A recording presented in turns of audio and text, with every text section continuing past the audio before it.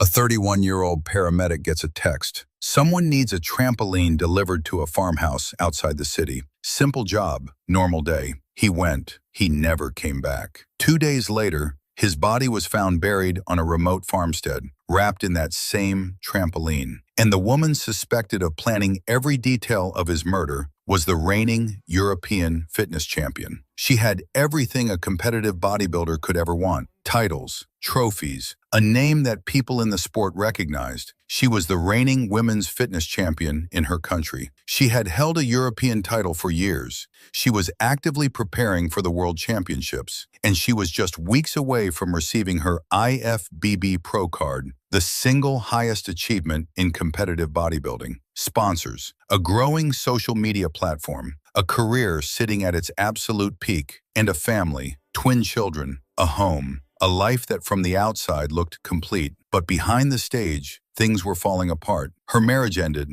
and when it did not end quietly. 2 years before the most serious incident, two of her former partner's cars were set on fire, deliberately. She was the primary suspect. The case was eventually dropped due to insufficient evidence. But that was not the end. That was just the beginning. Then came the custody battle. A court ruled that the twin children would go to live with their father, not their mother, their father. Now, in most parts of the world, custody almost always goes to the mother. Studies show that in the vast majority of divorce cases, women receive primary custody. For a court to rule in favor of the father, the evidence against the mother has to be serious, undeniable. Whatever was presented in that courtroom, we may never know the full details. But the ruling was clear, and shortly after that ruling was handed down, her former partner received a message, a simple delivery job.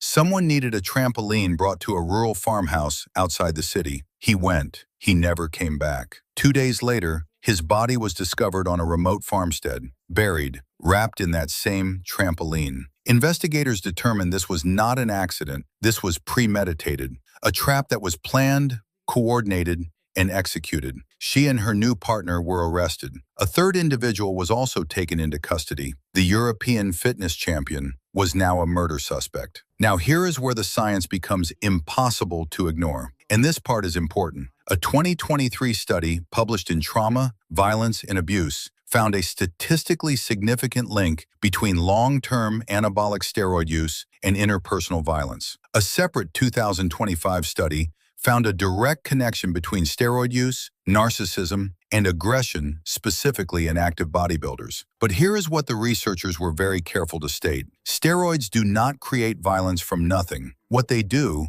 is amplify what is already there. They take existing instability, existing anger, existing problems with impulse control, and they remove the brakes. Here is why that happens on a biological level. The amygdala, the emotional center of the brain, enlarges under chronic androgen exposure. The prefrontal cortex, the part of your brain responsible for rational thinking and self-control, thins. You become more reactive, more impulsive, less capable of stopping yourself in the moments that matter most. When you look back at her story, the burned cars, the custody battle, the escalating pattern of behavior across years, what you are seeing is not steroids creating a monster from scratch. What you are seeing is pressure building on a person who was already struggling, and a substance that removed the final layer of control that was holding everything together. She was a champion, a mother, a professional athlete at the absolute peak of her career, and she reached a point from which there was no return. But that was just the first story. Not every story in bodybuilding ends in one shocking moment. Some end slowly, so quietly that by the time anyone notices, the damage is already done, and it cannot be undone. This is the story of an IFBB professional bodybuilder, a woman who gave over a decade of her life to this sport. When she first started, she looked completely different. Natural features,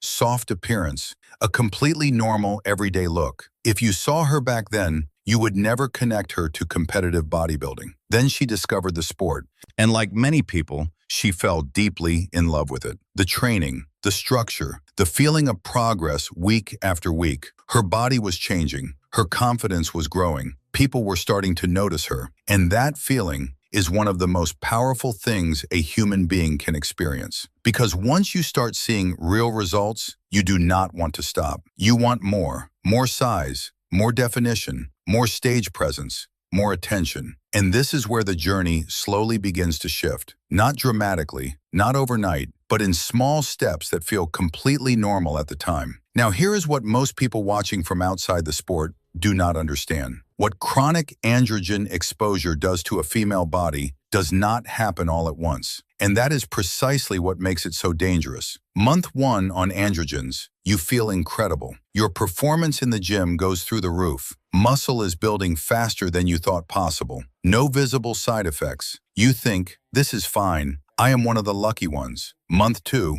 still fine. Maybe your voice sounds slightly different first thing in the morning. You chalk it up to being tired. Month 3, everything changes. The vocal folds begin to thicken under androgen exposure. The larynx starts to structurally remodel. The voice drops. And here is the part that nobody tells you before you begin. You can stop the very next day. It does not matter. The structural changes have already occurred. The cartilage has already adapted. The ligaments have already changed. That voice change is permanent. Surgery is the only option to address it, and that is just the voice. Androgens activate the cells responsible for building and reshaping bone. Over years, the jawline widens, the brow becomes more prominent, the nose broadens. The facial structure shifts in ways that are visible in photographs taken years apart. Skin changes texture because the glands responsible for skin health also carry androgen receptors. The cell life cycle shortens dramatically under chronic androgen exposure. A woman who begins at 25 can have the biological skin age of someone in their late 30s or early 40s before she reaches 30. And fat distribution changes completely. The soft, feminine patterns that define a woman's natural shape begin to redistribute toward male fat patterns. The silhouette changes. The face changes shape. All of this is largely irreversible. And this is where the most dangerous psychological trap in all of bodybuilding takes over. It is called the sunk cost fallacy. Once the changes have begun, once the voice is different, once the face has shifted, once the body has redistributed, the thought becomes, I have already paid this price. I cannot get it back. What is the point of stopping now? And so the person keeps going. The changes keep coming, and every new change locks in another reason to continue. 1 year becomes 5, 5 becomes 10, 10 becomes a lifetime. When you compare her earliest photos to where she stands today, the difference is not subtle. It is not lighting. It is not camera angles. It is the permanent result of years of chronic androgen exposure written on a human body that cannot be rewritten. She may be content. She may have found peace with everything that changed. And genuinely, that is her journey to own. But for every young woman watching her profile, seeing the stage, the physique, the following, the career, and thinking, that is what I want, they are only seeing the final picture, not the decade of changes behind it, not the things that cannot be undone. And that is how this cycle keeps going. New people enter the sport every single day. They see the results. They chase the same path without understanding where that path actually leads. And then there is this one. The first 2 cases involved women who were deep into their careers, women with years of experience in the sport, women who made their choices with at least some understanding of the world they were in. This case is completely different. This is about a young woman at the very beginning of her journey. No major titles, no long competitive history, just someone who wanted to improve quickly,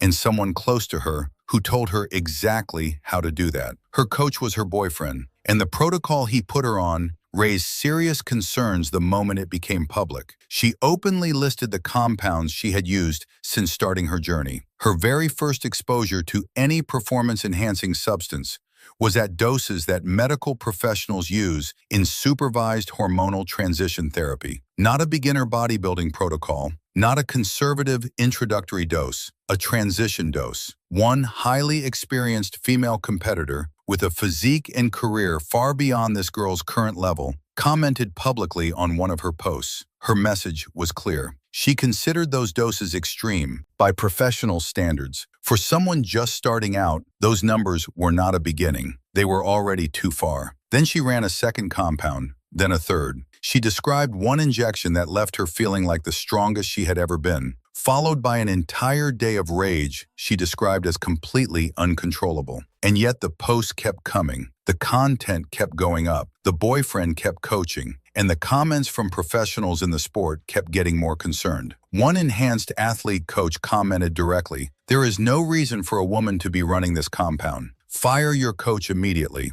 Her coach was her boyfriend. Now here is the detail that stands out above everything else in this case.